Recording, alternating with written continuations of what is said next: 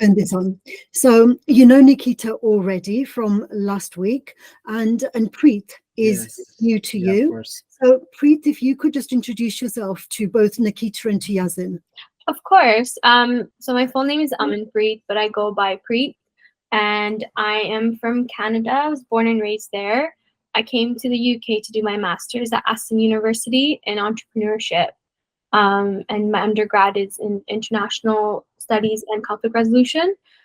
So my dream in life is to have social enterprises, and like a storyteller kind of. But for right now, I'm just going to be moving to Oxford and working for the University of Oxford. But I've been in Birmingham for almost 5 years now. So that's a little bit about me. Yes, which is wonderful, isn't it? You know, we've got Nikita, who was born and raised in Dubai and living in London. We've got Preet, born and raised in Canada, living in Birmingham, and all three of us, well, all four of us here, none of us out of the four of us are living in the country where our parents were born. Yeah. Yeah. We're all far away from our roots in that sense, you know. So Yazin, one of the things, like I know storytelling is a common interest for all of us. All four of us are interested in storytelling, but in the very first conversation that I had with you, we talked about how we can have different kinds of stories, you know, like we started off by talking about the tragedies, you know, like there are so many tragic stories coming up from Gaza, and we talked about how that can almost be a kind of like a competition about which story is the saddest, which story is the most tragic, and we didn't want to go that way. And then you talked about your Phoenix Rising, which is a very different kind of story to a tragedy, right? So the Phoenix Rising is a story about overcoming obstacles. It's about being creative, creating value from nothing. So tell us, what's new with the Phoenix Rising? What, you know, where are you at this point in time since we last talked? Okay, thank you. So first of all, I want to welcome you all, and especially Miss Preet. So it's great to know you. Okay, so talking about tragedy, actually, the last week was the biggest tragedy for me since like the beginning of the war. So we can skip for a little bit the Phoenix Rising to talk about more tragic story. Actually, as you know, like me and Muhammad, we are cousins. So actually, what happened last week is like our area was damaged by the Israeli occupation, and as you know, we are living here in Egypt, in Cairo. So our neighbors in Gaza like sent us some photos of our home. So actually, our home was completely damaged, and it was like just as you know, like just rubble, okay, on the ground. So actually, that was like heartbreaking for all of our family members, for me, for my father, for my mother, actually, because that house was our dream house. So my father and my mother, they worked all their life, like worked hard to just build this house, to live happily. So it was like a great home for us. And as I mentioned before with Miss Jesper, actually, my cousins even evacuated from northern Gaza to that house. So that house was like a shelter for more than four families during a period of that war. So like it's so heartful for us just to like this house is not anymore existing now, and like all the memories from my childhood, from my father building this house. So it's like a heartful thing. It's like painful. Okay, so that was the first part of that we can say uh, tragic week. The Yeah. second part is even worse. Um, Actually, the last Thursday, my cousin, and he's also my Muhammad's cousin, so he's our cousin. He's only 18 years old. Okay, so he was like just sleeping peacefully in his home in northern Gaza, and unfortunately, the apartment was attacked by the Israeli occupation, and unfortunately, he passed away. So he was killed by an Israeli rocket when he was like peacefully just sleeping in his home with his family members. Actually, after like more than 300 days of we can say starving, of bad conditions, lack of water, lack of every life conditions. So he suffered before he died, and now he left like maybe for 4 or 5 brothers. He's like almost the younger one of them. So what about the living ones? Actually, for us as Palestinians and Muslims, we think that the person who dies, he goes to a better life. So he, as we say, he rests in peace. Okay, so my cousin, his name is Siraj, and I want to talk about him because he's not a number. Okay, so he passed away. So for me, actually, he rests in peace now. He's like near God, and he's in a peaceful place. But like, I'm so sorry for his, maybe we can say, his brothers and his sisters who are just suffering more and more, like suffering from we can say starving, from lack of connection, lack of water, and every bad conditions. And the worst part of that story is the parents of Siraj was or went outside Gaza before the war began. Okay, so the war began and they were out of Gaza Strip, so the border was closed, so they couldn't get back to their children. Okay, so now they have been like 10 months away from their children. So my uncle and his wife are now in Saudi Arabia, and all of their children and grandchildren are in northern Gaza, suffering from all the bad conditions we talked about right now. And unfortunately, they were told that one of their sons was killed. So you can imagine like that tragic or that tragedy the Palestinian people live every day. So that's like we can say a simple example, but of course it's not simple at all. Actually, that thing is so harmful and so painful for me, for Muhammad, for my mother, because she's his aunt, for his parents, for everyone. And actually, as I said, my cousin is not a number. Actually, like no one mentioned him. Why? Because the huge numbers of murder every days. Okay, so people don't talk about them like in a good way. So for me, my cousin Siraj, he was like the best cousin I could ever ask for. Everyone knows him for his soft soul, his cuteness, his like everybody loves him. That's truly that I'm not like being emotional, but actually Siraj was like anybody can love him. So when he like was killed, all of us said Siraj is the best one of our cousins. So God chose him to be near God. So actually, it's painful for us to just like we will miss Siraj so much. The past week, as I said, it was so worse, so or so bad. So actually, that affected my work on my project or my brand, Phoenix Rising. So me and Muhammad decided to mention that story before.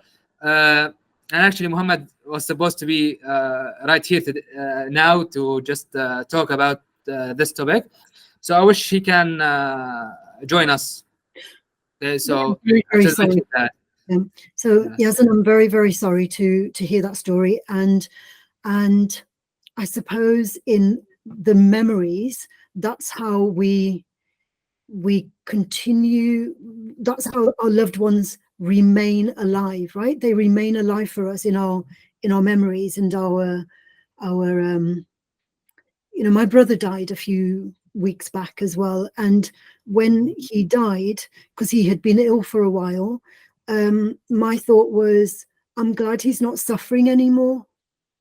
You know, that was the thing, that was the only consolation, that he's not suffering with the illness. And so, you know, you're right that your cousin, may he rest in peace, and he's in a better place because he's free from that suffering, you know. So yes, Nikita, Preet, do you want to say something to Yazan?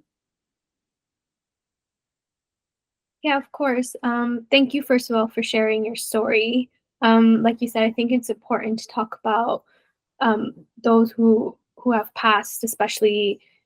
I can only imagine what it's like to be where you are, and you're absolutely right in the sense that your cousin's just not a number. That's somebody that's had a family, that had passions and goals and aspirations.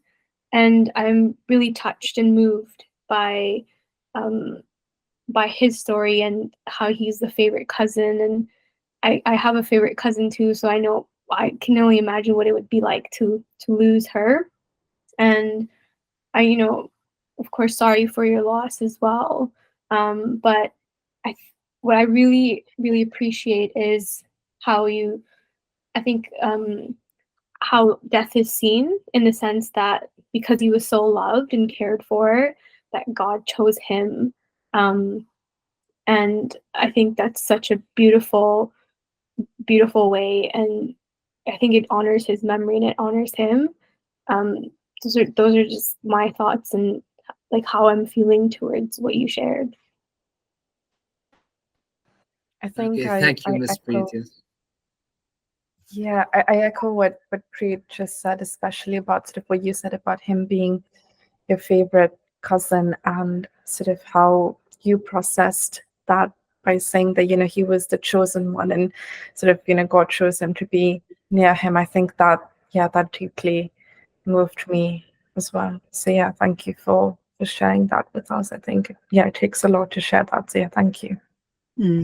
Yeah, and of course he's not just a number, and this is the whole point of having these conversations, is because it's about it's the antidote to dehumanization, because if we just think, like, what was it, is it 30,000, is it 40,000, is it 50,000, some people are saying 100,000, it's like, well, what difference does that make? Because it's someone who will never be part of that family again. It's a family that's broken. It's families, it's communities, isn't it? And so rather than the quantity, it's about the essence, like what is being destroyed.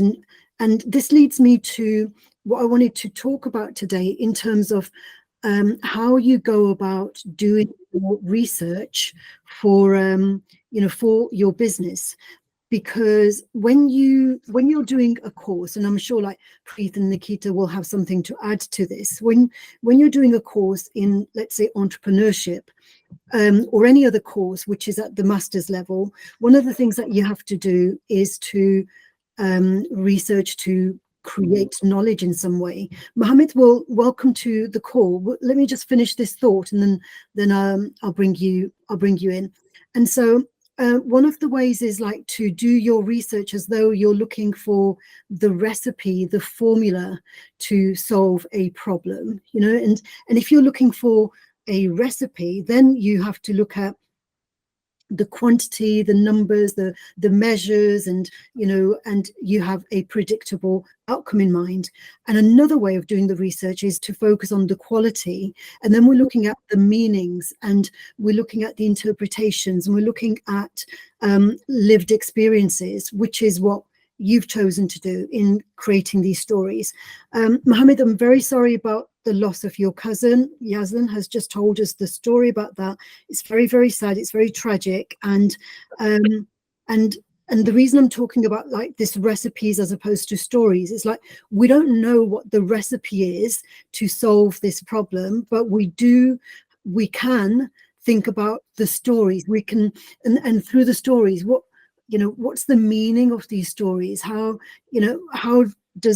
do our lived experiences overlap each other's? Because in last week's conversation, we were talking about how even though we might have different values, like some of us are vegetarian, some of us are not vegetarian, we value different things.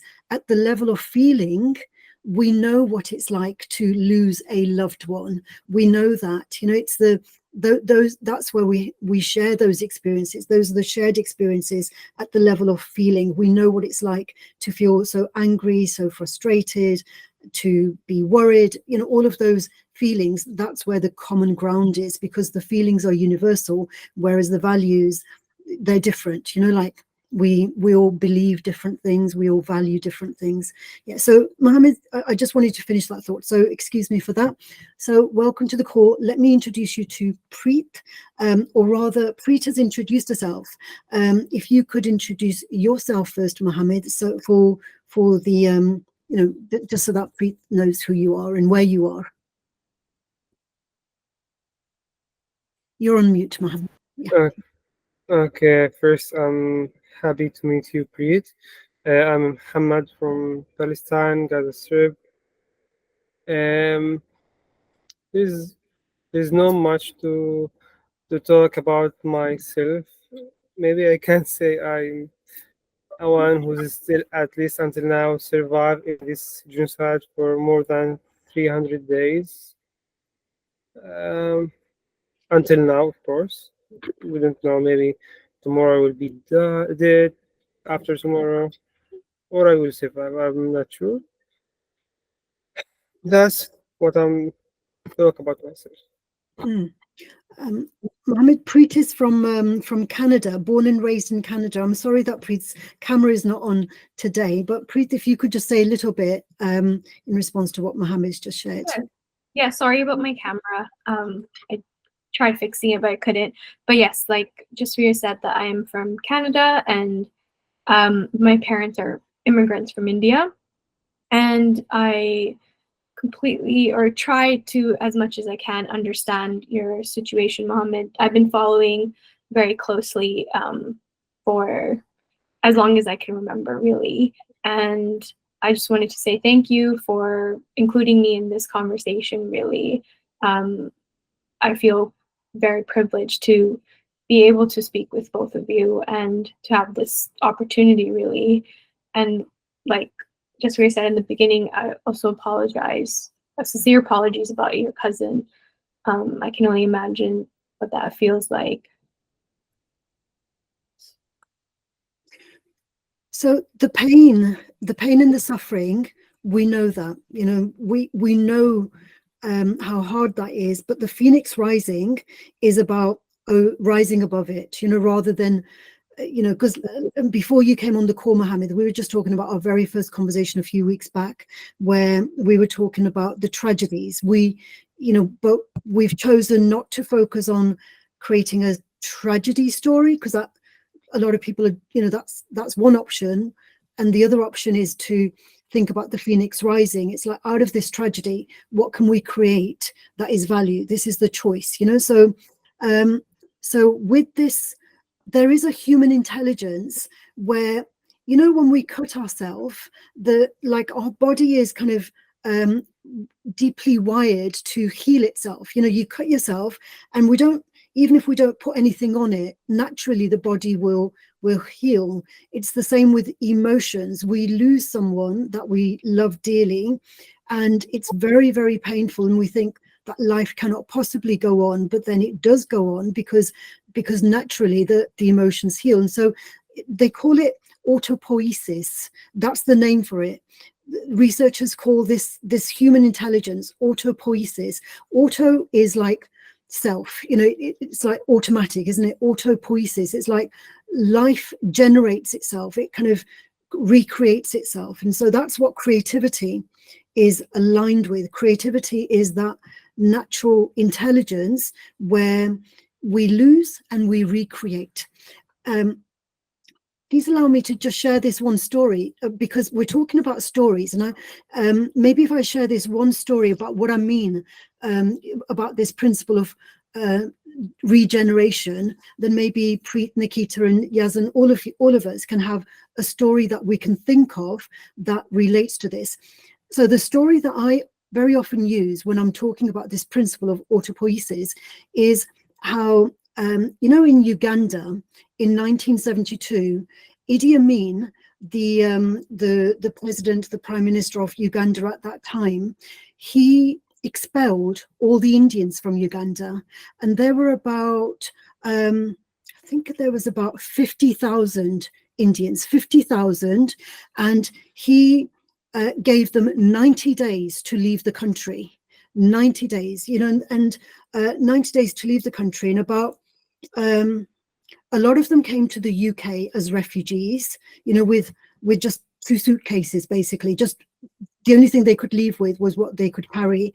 And a lot of them came to live in Leicester, which is in the Midlands.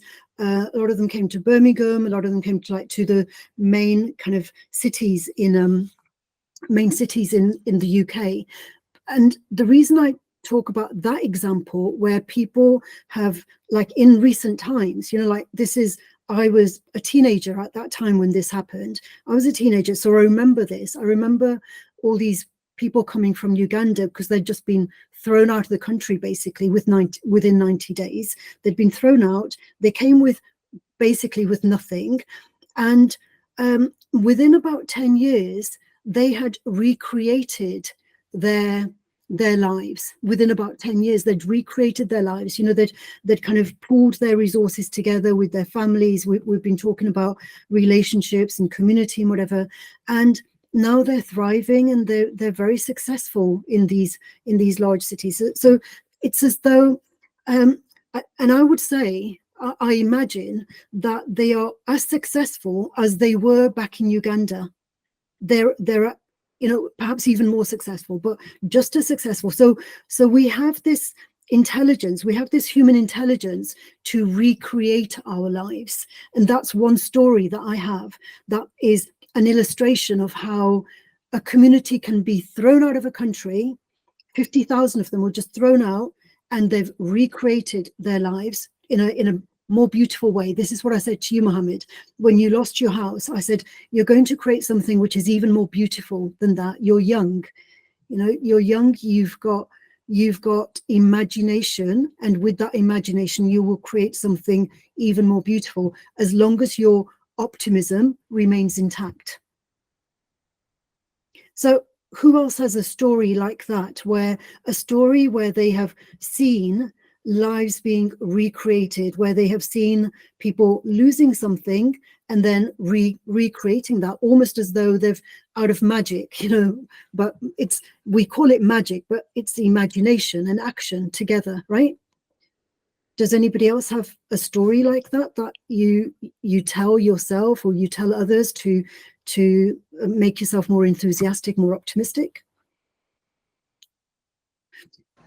I think I have one that I sort of remember from time to time, and it's of my dad's, and it's when I was in Dubai and I was in school. There was this time during the financial crisis when my dad had lost his job, and I'm not sort of comparing this to sort of the loss of, like, you know, your country and home and everything, but this was in my experience what I've seen more closely, which is why I'm speaking of this.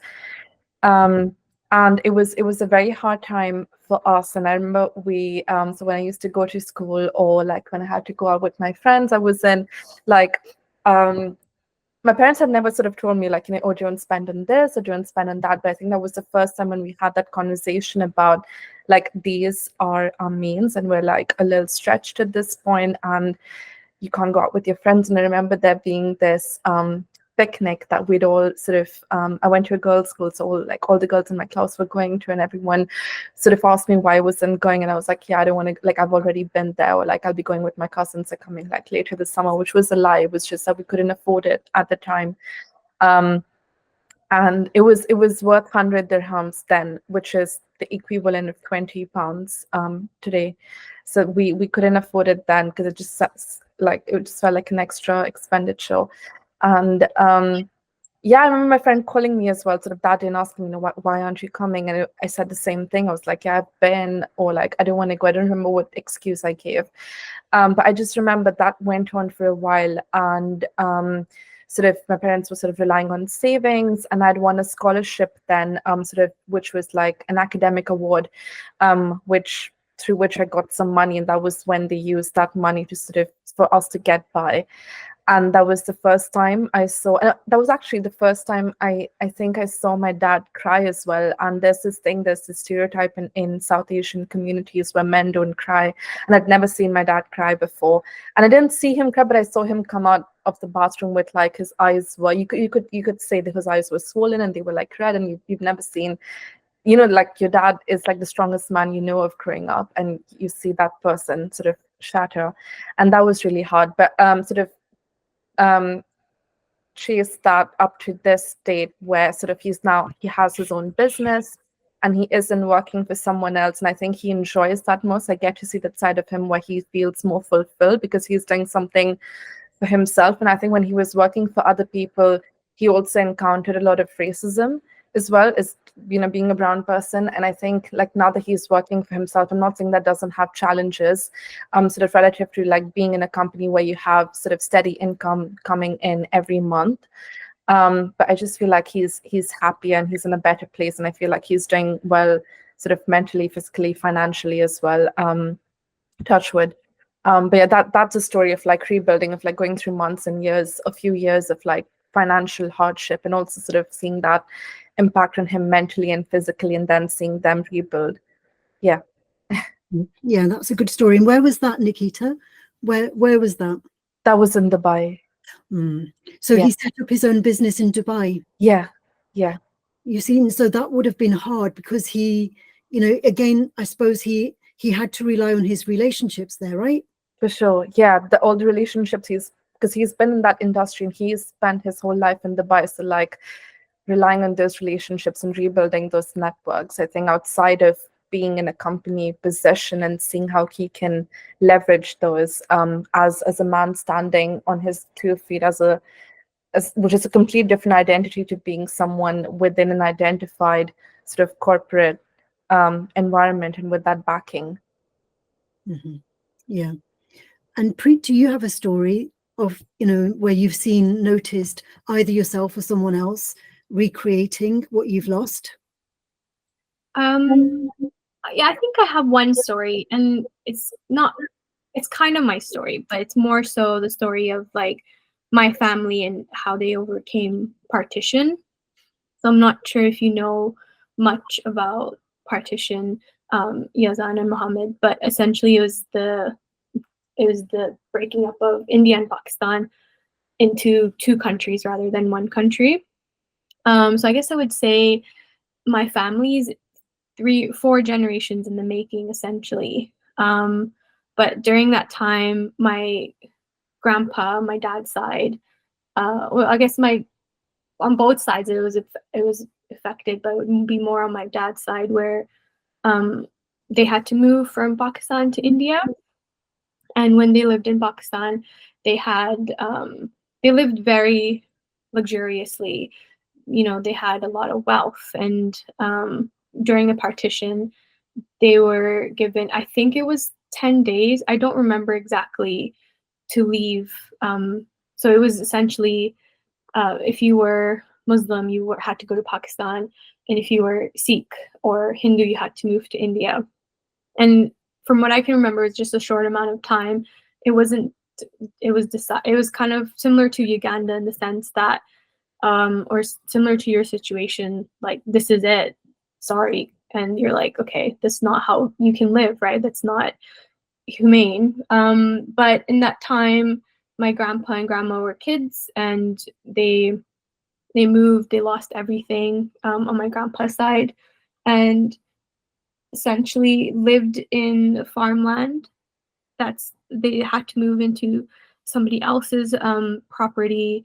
I think when it was my grandpa, and there were 5 brothers, and their parents essentially had to live in sort of like a shed, I guess you can say, because that's all they could afford with the money or the things they had.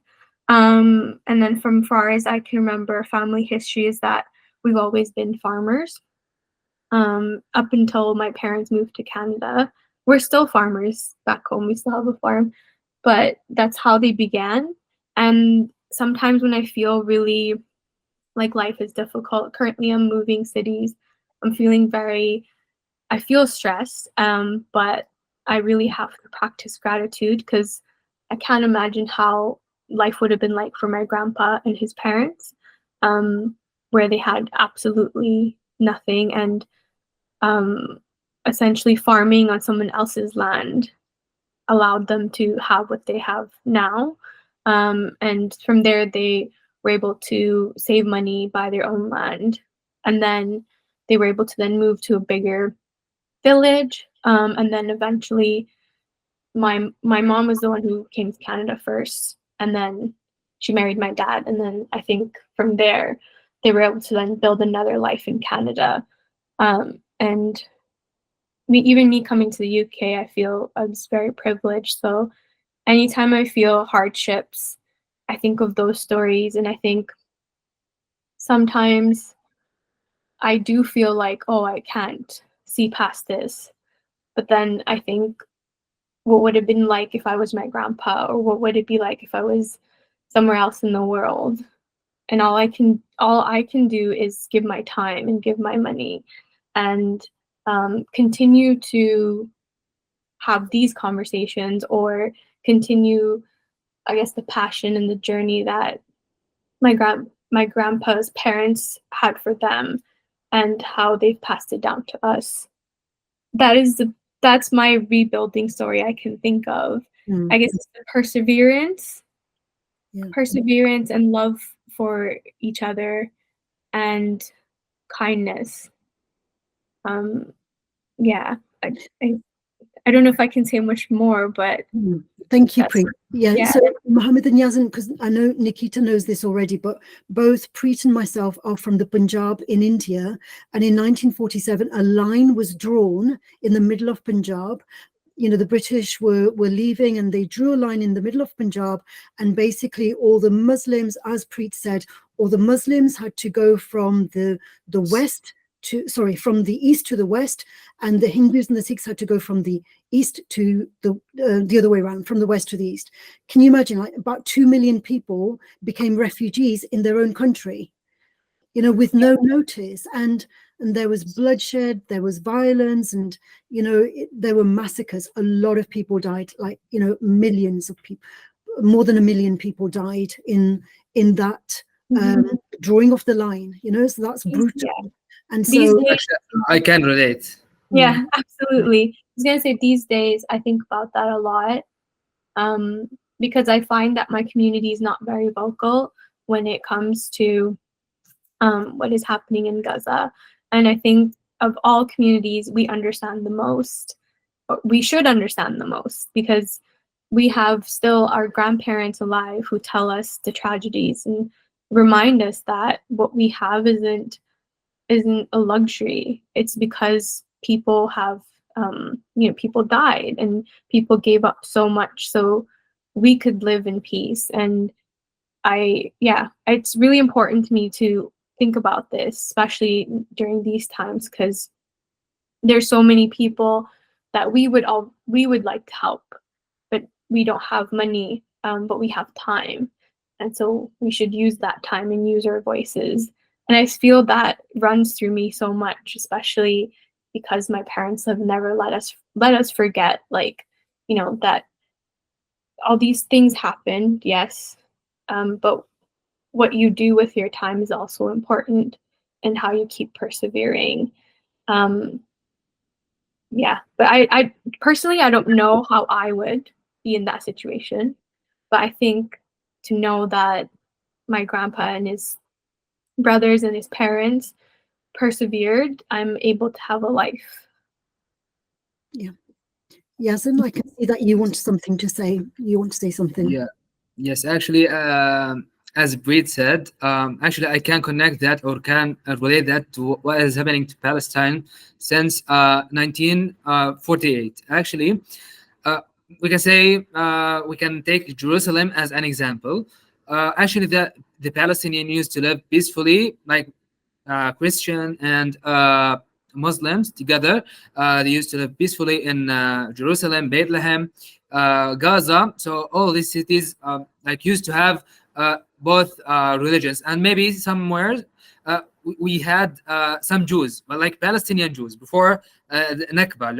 We can say before Israel established. Okay, so they were like a little Jews and living peacefully with Christians and Muslims. When Israel was established, actually, here we can see the discrimination based on the religion, actually. So now we can say Israel is the only country that can give you the passport based on your religion. Actually, now if you said that you are Jew and you go to Israel, they will give you the Israeli passport. And what will they will do? Actually, they will kick a Palestinian who is a Muslim or a Christian. They will kick him from home to give that home to a person came from Poland or from Russia, just because he said that he is Jew. So that is the idea of Israel. They were killing and kicking Palestinians out of their lands just to live based on religion. Okay, so actually that doesn't relate to any religion of because as we know, the religions have a message, but what Israel is doing right now is not relating to any humanitarian thing. And as you know now, I don't know if you know or not, but actually Israel just built from 2002 a great wall between the West Bank and other parts of Palestine, like Jerusalem. Okay, so people living in Palestine, maybe they could have relatives the other side of that wall, but actually that wall was built just like a discrimination between people and religions. So actually it's the worst state in the world right now, or in the history, you can say, that is using discrimination to kill people and to just bring Jews, as they said, to Palestine. Mm-hmm. Yeah, well, this is why South Africa has argued about, Israel being an apartheid state. Amnesty International did a report, and they were saying that it's the conditions are like apartheid in South Africa. They're very similar conditions, aren't they? Mohammed, do you have anything more to say about the situation and about free, I know you're suffering, but what stories can you draw on to strengthen you, to increase your optimism, that stories of strength, stories that where you have seen somebody overcoming the loss, overcoming the grief, etc. Okay, well, I hope someday I will come to tell my story after what we are suffering right now. But I can mention my grandparents' story. After the Nakba, 1948, after they forced to leave their land by the huge numbers of massacres around them. So my parents had to leave their own town. It's called Dibna. It's in middle of Palestine in 1948, and they had to evacuate to many cities and places. And in the end, they came to a city called Rafah, by the way, in Gaza Strip. They start their life. Both parents, both grandparents, from the father and the mother sides, they, as the other Palestinian, they had to start from under the zero, from living in tents to living in very very small rooms with crowd rooms, many members of families, and they are very they were very poor, and even this they could to build their life. They do their best to have a good life for their kids, educate them so that they can have better choices in their lives. So now there's doctors from them, there's teachers, there are professors, there's businessmen, there's people like in many different specialists, many different measures. They could to build a huge community very powerful community, very intelligent community, and they make everything from the zero, from literally under the zero, and they made the final, if I can say, like the final picture of Gaza before the war, and it was, yeah, Yazan can also mention about this. It was really incredible, really beautiful, beautiful places, beautiful community, beautiful people. There is like everything was actually beautiful, and we are trying to remember these days that simply happen from the zero to something super good, super awesome, and they simply could to rebuild themselves, to rebuild the community again. So inshallah, after this war will end, we can do the same and better than the same, to rebuild our life, our community, our even memories. Yes, because I've spoken with your mother several times, Mohammed, and she's a teacher. She's intelligent, and and you've shown me photos of your home. Your home was very beautiful, and so that's a very real example of how your family, you did rebuild from the Nakba. From the Nakba, you managed to rebuild a beautiful community again. When we're talking about community, so I know, Yazan, like you're trying to build a community in Egypt, to support the entrepreneurial project that you have. When you're thinking about a community, we have to think about whether the community, the essence of it, is dynamic or whether it's static. Here on this call, as I said before Mohammed joined, Mohammed, you're the only one who is in Gaza. Yazan's in Egypt, and the three of us, Preet, Nikita, and myself, we're all far away from, the land of our ancestors, basically. And there's a sense of dynamic. We move. Our families moved. Our families moved to where things were safer. There were more opportunities. They had to make that choice not to remain static where they were. And that's a big choice in terms of the communities. The community that I'm part of is mobile. My sister lives in Canada. She moved to Canada because her husband thought that there were more opportunities for their family in Canada. Another brother lives in the US. And so what I'm saying here is, like, we have to make a choice about whether we stay where we are or whether we move. So for you, Yazan, in terms of the community, do you want the community to be static or do you want it to be dynamic? And a static community is like a closed group, and there are times, there are contexts in which the static, a closed group of, loyal, trusted people is appropriate. But in other cases, the free-flowing, dynamic kind of community is more appropriate. For you, which is more appropriate? Actually, I would go with the dynamic one, actually, because that thing is so flexible for me, because it depends on the person himself or herself. Okay, so actually, for me, I cannot connect to one place. Actually, if I want to connect to one place, I would connect to Gaza. Then, if I left Gaza, I would be like an unsuccessful person, or maybe I would die. I couldn't leave. So the thing is that humans should, like, as we said, deal with every situation in every place, and anyone like is willing to success, he or she will success in everywhere or in any time. Actually, I want to go back to like as Muhammad mentioned, our grandparents. Actually, me and Muhammad share the same grandparents, because he's my cousin.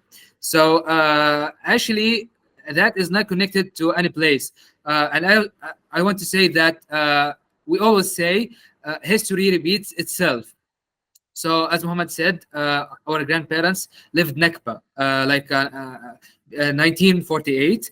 They used to live, or they were forced to leave their home from the village Ibna in northern Palestine, or in the middle of Palestine. They were evacuated to many places. Like finally, they went, or finally they were evacuated to Rafah city, and there my grandparents raised my uncles, and my uncles, they were very successful. So like one of them is like CEO of a company and or organization, and a lot of them are doctors, businessmen, and as we said, like they were all successful. And that point, I want to connect it to the phoenix raising. As we said, the phoenix raised itself from like death. So we can say we have like a quote in Arabic. I will mention it in Arabic, then I will translate it. We say, النجاح بيطلع من رحم المعاناة. Actually, I don't have the ability to translate it literally, but actually it means that success will be born from the suffering. Okay, so because my grandparents suffered in their life, and they lifted their homes, like also my uncles, because they were born in refugees, and they lived in refugees. Then after that, they worked on themselves, and my grandparents paid every penny they have to just educate my mother and her brothers and sisters to just be successful in their life. And actually, they succeeded in that point. Also, I want to mention that, to go back to the point of history repeats itself. Like we used to go, like sit with my grandma, me and my cousins, just to hear the story of Nakba. So also she was telling us that she used to have a beautiful home, and her father used to have like a huge farm with a lot of horses, and beautiful horses with a lot of animals and a lot of money. And my grandpa used to have like a place to sell products. So and how they suffered to evacuate from Yibna to another place, and finally to Rafah. And actually actually literally the history repeated itself. And now for me, I'm connected to my homeland, to my to the house I was grown in, and to the house I have the most we can say memories in. So I was forced to leave that house, not like at once. No, actually we evacuated once to another place, then we went back to our home, and then we was forced to evacuate to Rafah, actually the same place my grandparents was evacuated to. So Rafah was my last destination in Gaza. And after that, I was evacuated to Egypt. And as I mentioned, like a few days ago, our home was destroyed completely, and now I'm so connected to my home. So what I'm willing to do, like in my future, I will do the same thing that my grandma and grandpa did to their children and to their community. So actually, I will tell my children in the future that me and my father, like their grandparents, they used to have the most beautiful house in the town. They used to have the most beautiful town in the city, or they used to have the most beautiful city in the world, as we can say, because we are connected to Gaza. So when my grandparents went to Rafah, Yibna was the best place for them. So their origin, because it's their origin. And now for me, Gaza is my origin, and Gaza is my best place. So wherever I will be in the future, and wherever I will get my children, maybe in Canada, in America, in Australia, or in Egypt, in anywhere in the world, I will tell my children and connect them to that land, because absolutely they will go back to that land and they will rebuild it, actually. And of course, I will invest in myself and in my children, or in my community, and in everything. I will invest in that to just rebuild my community, to deliver the message of Palestinians and Gazans. So as we said, or to connect with my we can say uncle's story, that they succeeded in their life because they were suffering. Actually, I suffered as they suffered. I lived in refugees. So now I'm in Egypt, and I immediately after I entered Egypt, like I took maybe 2 or 3 months, like as arrest from the genocide. I used to tell everybody that like I'm a genocide survivor, but actually I was wrong. Actually, because the genocide can hit any Gazans through the world. Like, okay, you are in a safe place, but actually your home or your cousins or your memories are not safe in Gaza. So me, as I'm like a body in Egypt, but my memories and my life and my everything are in Gaza. But now I shouldn't like just cry or be we can say weak. No, just now I will focus on myself, my skills, and try to be successful in my life. And that what I did after 3 months of being here in Egypt. I started to look for jobs to learn more and more. And thanks God, like I was accepted in 2 jobs at the same time. So I'm working like a full-time operation, like as operation coordinator in one company, like from 9 to 5. And after that, I have like part-time remotely. I work with another company. So actually, I'm working on that skills. And actually, I'm too young for that. I don't know if you know my age. Actually, I'm only 19. I will be 20 by the next year, or by December. So I'm working on my English language. I'm working on my different skills. I'm working on just. I will repeat the university from the beginning. I wasted 2 years of university. I was studying engineering. Now I will begin from the beginning. I will begin from year 1. So I will study engineering again, and I will graduate, and I will be successful in my life. Just to go back to Gaza and rebuild Gaza and to be successful. That is the way we go back to our country, to our place, to connect with our memories. Being successful, that is the way. Excellent. Yazan, I had no idea that you were only 19.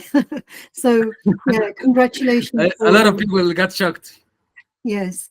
And you see, in order to rebuild Gaza, in order to rebuild what you've lost, you have to make sure that your optimism is intact, because without the optimism, if you were to lose that optimism and to fall into pessimism, with pessimism and being static and being, there's no creativity in that.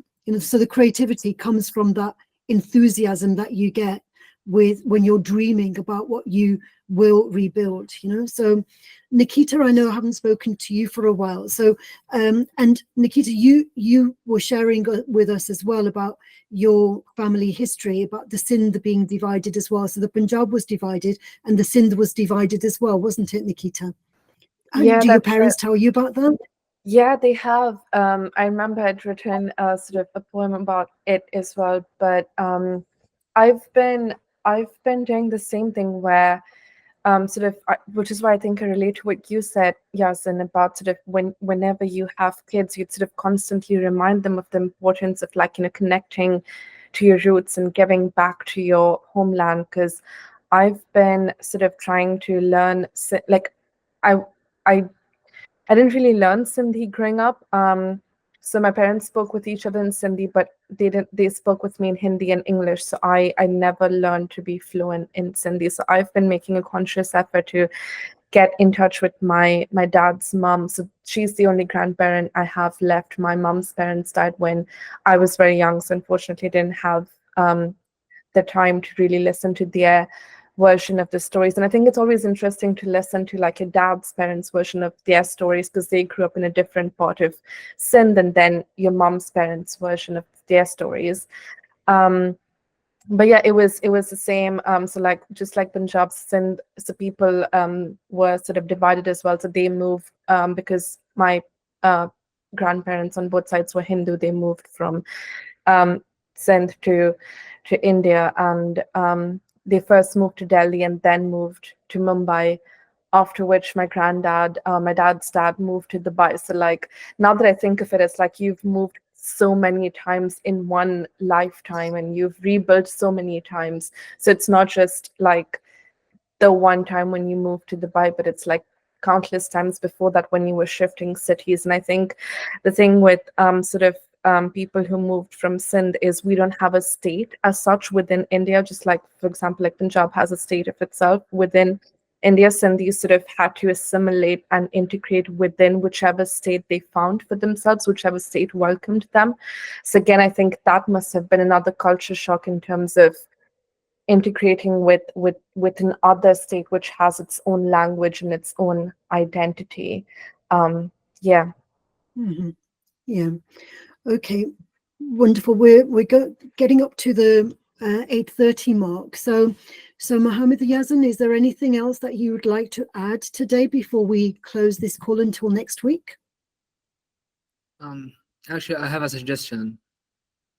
Mhm. Actually, like I can suggest we can create like a blog on web page. We can like publish some stories, like as we have stories. So actually, I have some problems with writing. So I can write, but like I need supervising. So I just like have a suggestion to just create that blog and start writing, telling stories, and trying to publish it and like deliver our message to the world. Mhm. I think it's we Well, can do it, Mohammed, right? no, Mohammed is my web designer. So Mohammed, how does that sound to you? Mohammed organizes my website. So Mohammed, would you be able to create, in addition to uploading the videos, do you think it's a good idea to have like a blog page where anyone who wants to write to contribute their stories can add pages? Yes, I can discuss this with Yazan to know more about his idea, how he think about this idea, so we can at least know how it will be. No Yeah. better about this. Yes. That's something that you and Yazan can discuss later, and you and I can discuss it about how it's going to sit, and we'll see each other at the same time next week. Hopefully with Yes. more stories that are about, because we have to choose. We know there's hundreds of tragic stories, but we chose not to go there. We chose to focus on the Phoenix Rising. So let's kind of make that conscious decision of like, how do we rise from the ashes? How do you create and inspire and to think about the future, about what you will be telling your children, the good stories that you'll be telling your students, not your students. Because I'm a teacher, I always talk about students. No, your children. Okay. Right, Actually, these meetings like are giving me a lot of inspiration to talk, to give more ideas, to just to open my mind even more. So I'm so grateful for these meetings, and actually I'm so happy to know all of you. Yes, absolutely. So Preet, Nikita, hopefully see you both next week as well. Thank you all. Thank you. Take care. Thank you for having me. See everyone next week, same time. Thank you. Bye. Bye. Bye. Bye. See you all. Have a good day. Bye bye. Bye.